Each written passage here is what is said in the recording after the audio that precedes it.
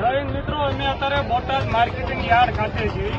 આમ આદમી પાર્ટીના કિસાન નેતા એવા રાજુભાઈ કરપડા અહીંયા આગળ આવ્યા હતા અને બોટાદ માર્કેટિંગ યાર્ડમાં જે વર્ષોથી લૂંટ ચાલી રહી છે, જે કડદાના નામે ખેડૂતો સાથે છેતરપિંડી થઈ રહી છે.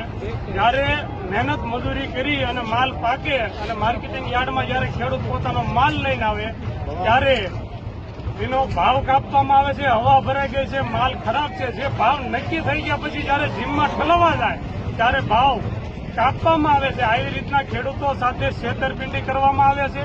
આના વિરોધમાં આજે માર્કેટિંગ યાર્ડમાં ખેડૂતો એકઠા થયા હતા અને તમામ ખેડૂતોની બે માંગ હતી કે જ્યારે પણ ખેડૂત અહીંયા આવે તમારે જે રીતે માલ જોવો હોય, જ્યાંથી હાથ નાખીને જોવો હોય ત્યાં હાથ નાખીને જોઈ લો. માલ તમે જોયા પછી જે ભાવ નક્કી થયો એ જ ભાવે તેની ખરીદી કરવામાં આવે. આ એક માંગ રાખવામાં આવી હતી.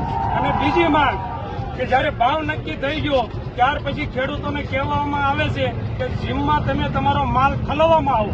તો કોઈ ખેડૂત અહીંયાથી જીમ 10 કિલોમીટર 15 કિલોમીટર આવી રીતના દૂર દૂર હોય છે. એક તો પૂરો ભાવ ન મળ્યો હોય અને ખેડૂત પોતાનો વાહન લઈ અને ભાડું દેવા માટે મજબૂર બને છે. તો જે આ સિસ્ટમ છે એ બંધ થવામાં આવે. અહીંયા આગળ તમે ભાવ જે નક્કી કર્યો અને તમને પાસ આવ્યો ત્યાર પછી અહીંયા જ આગળ માલ ઠલવી દેવામાં આવશે, ઢગલો કરવામાં. પછી માલ જીમ ખાતે લઈ જવાની વ્યવસ્થા જે કોઈ વેપારી અને માર્કેટિંગ યાર્ડના લોકો કરે. અહીંના ખેડૂત કોઈ જીમમાં ઠલવવા નહીં જાય. આ બે માંગણી સાથે આમ આદમી પાર્ટી અને બોટાદ જિલ્લાના તમામ ખેડૂતો સાથે આ બે માંગણી અહીંયા જે કોઈ ચેરમેન છે તેની પાસે લેખિતમાં માંગી છે અને એ માંગણી એ લેખિતમાં આપે એવી બાહેદારી આપી છે.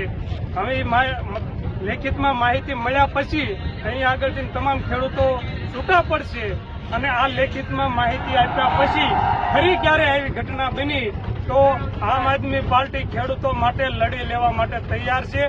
ખેડૂતો માટે જે કાંઈ કરવું પડે એ કરવા માટે આમ આદમી પાર્ટી અને એના કાર્યકર્તા તૈયાર છે. જ્યારે જ્યારે ખેડૂતો માથે અન્યાય થાય ત્યારે એના માટે ગાંધીજીના માર્ગે પણ લડવા તૈયાર છીએ અને જરૂર પડે તો ભગતસિંહના રાહે પણ લડવા માટે તૈયાર છીએ.